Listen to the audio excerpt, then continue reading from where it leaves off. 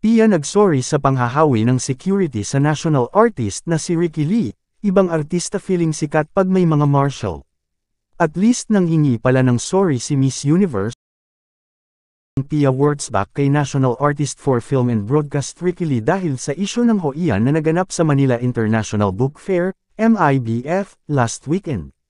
Nag-viral nga ang paghahawi ng martial ni Pia kay Sir Ricky nung batiin at kamayan siya ni Pia sa ginanap na book launching ng dating Miss Universe ng librong Queen of the Universe, a novel na ginanap sa SMX Convention Center, Pasay City.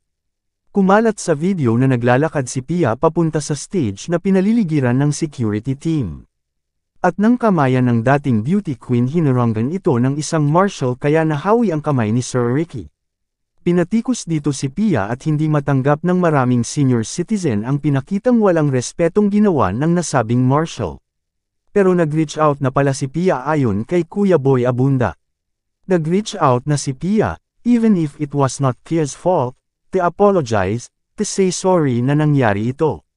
So, naayos na ito pero leksyon ho sa atin dahil importante na tinatrato ho natin well. Number 1, singers. No. Point 2, this was a book fair, this was a cultural event.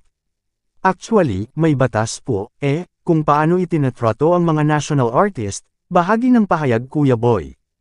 Pero sa true lang, grabe ngayon ang mga security, martial ng mga artista.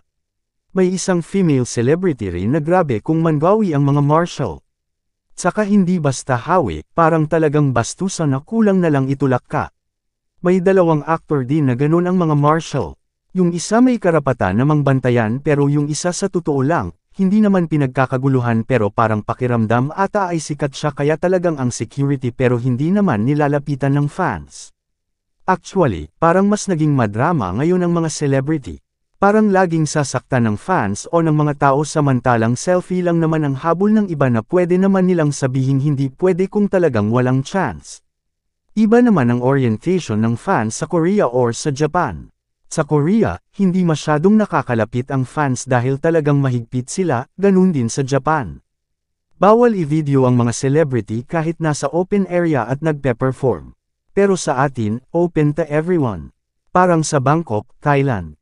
Yun ang epekto ng social media na ginagamit din ng mga celebrity para sa mga content nila.